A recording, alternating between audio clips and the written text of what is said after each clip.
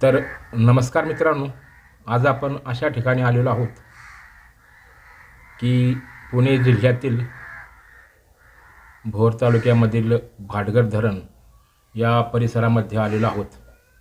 आपण या परिसरामध्ये काही कामानिमित्त आलो होतो आणि चला म्हणलं एक धरणाच्या आसपासचे व्हिडिओ काढू. 2-4 व्हिडिओ क्लिप्स आहेत, 4 ठिकाणचे आहेत आणि चांगले व्हिडिओ क्लिप्स आहेत, त्यामुळे आपण हा व्हिडिओ सादर करीत आहोत.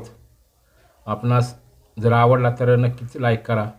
आत्ता आपण बघा ही धरणाच्या वरल्या भागामध्ये आहे. या ठिकाणी धरणाच्या दोन्ही बाजूनी रस्ते गेलेले आहेत. एक मळे वाकांबे असेच बुथुंडेपर्यंत रस्ता गेलेला आहे आणि पलीकडं त्या बाजूला वेळवणपर्यंत रस्ता गेलेला आहे. पुढे थोडा गेलेला असेल तर हे धरण वेळवण नदीवर आहे. या ठिकाणी बघा एक लॉन्च आहे, ती मला नजरेने दिसती या, पण तुम्हाला कॅमेऱ्यामध्ये मोबाईलमधून दिसणार नाही. एक लॉन्चसुद्धा आहे. लॉन्च कुठून कुठपर्यंत आहे याबद्दल जास्त माहिती नाही.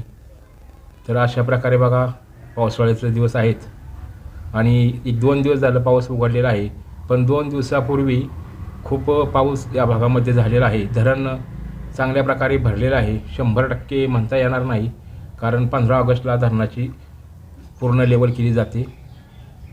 तर अशा प्रकारे बघा एका ठिकाणचा व्हिडिओ आहे.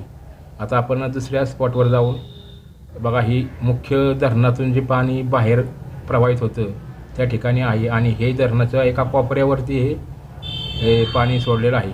म्हणजे धरणाच्या दोन्ही बाजूला अशा प्रकारे पाणी सोडलेलं आहे. तुम्हाला धरणाचा आवाजसुद्धा मी ऐकायला लावणार मिळेल. तर अशा प्रकारे बघा हा धरणाच्या एका कोपऱ्यातून पाणी सोडलेलं आहे. मधल्या भागातून दरवाजे सध्या एवढे प्रभावित नाहीत. हे थोडं पाणी चाललेलं आहे बघा. पुढे लांब कोपऱ्यापर्यंत ही धरण आहे.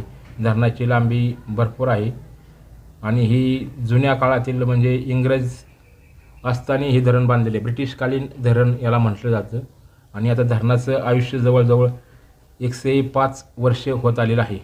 या परिसरामध्ये भाताचं लागवडीचं प्रमाण जास्त आहे. भात लागवड झालेली आहे. काही भातं चांगली टावकारलेली आहेत बघा. काही भातं अजून सुरुवातीचं म्हणजे पहिल्याच लागणीचं टप्प्यातलं आहेत. काही लागवड करून चांगली हिरवाळलेली आहेत. तर अशा प्रकारे बघा ही भाटघर धरण परिसरातील दृश्य आहेत. हे बघा रस्ता चांगला सिमेंटचा रस्ता झालेला आहे. कापूर होळते मांढरदेवी असा हा सिमेंटचा रस्ता झालेला आहे. चांगला रस्ता म्हणजे बहुतेक 90% भोरपर्यंत काम पूर्ण झालेलं आहे. पुढील कामाची एवढी कल्पना नाही. तर असा बघा सिमेंटचा रस्ता वाहतुकीलाही चांगला आणि फास्ट झालेला आहे. हे बघा या ठिकाणी काही महिला भात लावताना दिसलेल्या आहेत. ते आपण मग अशी बघितलं, मला सांगायचं लक्षात राहिले नाही. तर आता आपण हा धरणाच्या तिसऱ्या टप्प्यामध्ये व्हिडिओ काढत आहोत. ही बघा धरणापासून खाली आल्यानंतर ही नीरा नदीमध्ये रूपांतर होतं. पहिली वेळवण नदी धरणाच्या खाली नीरा नदीची चालू होती. तर ही नीरा नदीचं पाणी बघा ही, तर पाणी 4 तारखेला इतकं वाढलं होतं की या पुलावरून पाणी वरून वाहत होतं. त्यामुळं हा रस्ता कापूर वळते भोर हा रस्ता बंद करण्यात आला होता. एवढं पाणी वाढलं होतं. आता ही पुलाच्या खालून भरपूर खाली आहे, वाहतूक चालू आहे, पण 4 तारखेला या पुलावरून पाणी वाहत असल्यामुळे हा रस्ता बंद केला होता. तर आता आपण एक निसर्गाचं बघा ही समोर, आपल्या मोबाईलमध्ये थोडं एवढं क्लॅरिटी नाही. तर आता आपण एक महत्त्वाचा आणि शेवटचा टप्पा धरणाच्या परिसरातील, तर तो आहे नेकलेस पॉईंट. तो आपण त्या ठिकाणी व्हिडिओ क्लिप्स दाखवत आहोत.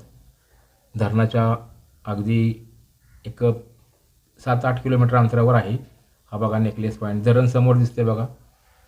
ते धरण या ठिकाणाहून दिसतं, उंचीवर आहे आणि हा नेकलेस पॉईंट म्हणजे अगदी गळ्यातला नेकलेस असतो त्या प्रकारे हा नदीने आकार घेतलेला आहे. त्यामुळे याला नेकलेस पॉईंट म्हणतात. बघा अगदी पूर्ण अगदी गळ्यातील याच्याप्रमाणे आता बघा बारीक आहेत म्हणजे काढलेला आहे व्हिडिओ. बघा पूर्ण कसा आकार दिसतोय. मध्ये फक्त थोडी जमीन आहे आणि या बाजूनी उजव्या बाजूने देऊन डाव्या बाजूने पुढे वीर धरणात पाणी जातं. अशा प्रकारे या नदीचा प्रवास आहे. वेळवण ते नीरा नदी आणि नीरा नदी ते चंद्रभागा धन्यवाद. थँक्यू.